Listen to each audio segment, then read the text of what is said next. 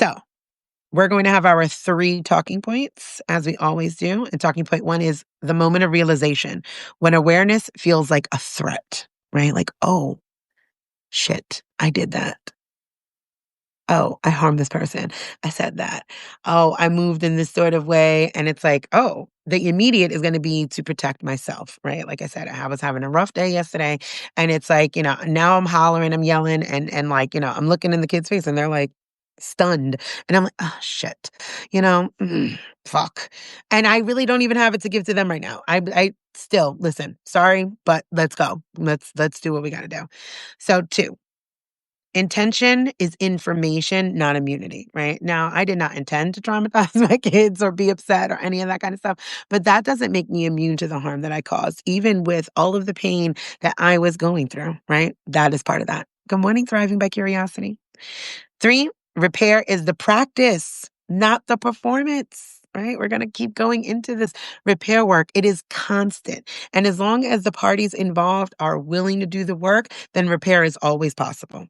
Always possible. And also, repair does not mean reconnection. Like, you could repair with someone and still not connect. You could repair with someone and be like, thank you, I appreciate that. I can move on in a different and more whole way. But that does not make us besties. That does not make us friends. That does not make you safe for me in community either. So do not confuse repair with reconnection. No, does not mean that, right? Okay, so let's start. Take your breath. Got your water? You ready? Ready, let's go. Okay. So when you first realize your impact caused harm, the body doesn't register it as information. It registers it as danger. The stomach drops, the chest tightens, and shame rushes in. You might think, but I didn't mean to, right? This is where we automatically go into that defensiveness, right? One of those pillars of supremacy culture. You're like, but I didn't mean to I don't care. like, stop talking. You do not need to defend yourself in that moment, right? You need to sit down and sit with that realization that you caused harm. Period. Water's wet. I want you to keep thinking that. When something comes up, water is wet. That is accountability. That is simple. That is neutral. Water is wet. You've caused the harm, right? So when you rush to that defensiveness, you have to take a pause and be like, okay, hold on. Again, we're going to keep talking about this week.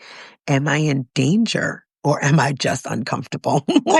I'm uncomfortable because now I feel like the spotlight is on me. I want to quick, right? Like that urgency comes up from those pillars of supremacy culture.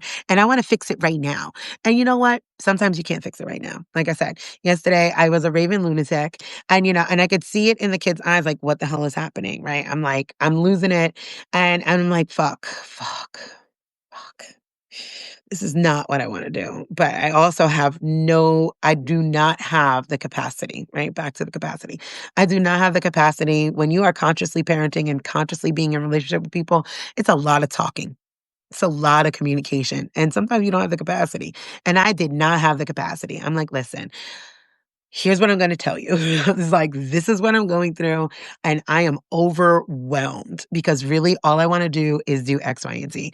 So listen. Let's get this done and let's move to the next thing. Let's get the things done that we need to do. Period, point blank. That just has to happen, right?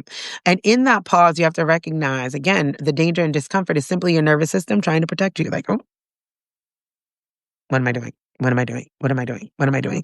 And you're going to spiral. You're going to spiral and you're not in danger. So you should be okay, right? So I want you to remember that the nervous system is trying to protect you from shame. And shame is also a construct. I keep telling you guys that children will teach you that shame is not real.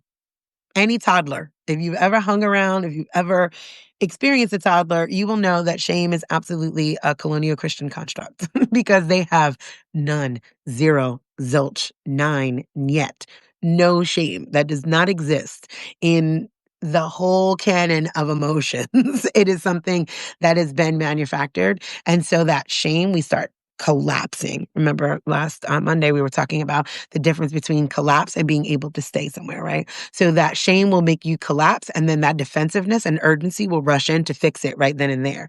And you can't because the harm you've caused is to somebody else.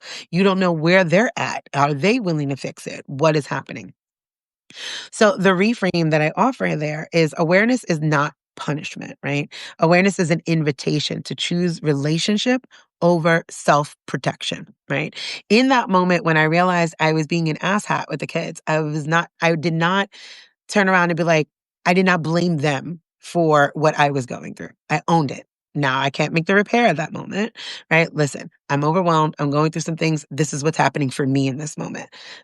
I apologize for that. I am going to be short tempered. This is where I'm at. Here's what I need. Here's what I need. I need this to happen. I need to not argue. I don't want to talk 15 fucking times and explain what needs to be done. I simply need the things that I'm saying to be done so we can move through, right? I'm not going to protect myself in that moment. And I realize that right now you're just like, what the hell happened? That's okay. We're going to have to move through this. Lisa says the saddest, heart-wrenching part is we are taught to shame ourselves if there is no one present to do it for us. That is the key and the crux of supremacy culture, right? We do all of these things. Like we self-police. We are in a police state constantly, right? We are policing ourselves. So if there is not someone there to be misogynistic, we will do it ourselves. Somebody's not there to be racist, we are often anti-Black, right? All of that is part of your liberation journey. No, nobody there to call you a fat fuck. Don't worry about it. I got you. I'm gonna spiral into it. Like it is created for that, right? Because of that individualism, because of that isolation, it is going to teach you how to perpetuate the systems without it. That's how good systems run, right? They cannot unscale. They could not. When you think about colonization and you think about like the Vindi Vidi Vici of the Roman Empire, right? We came, we saw, we conquered.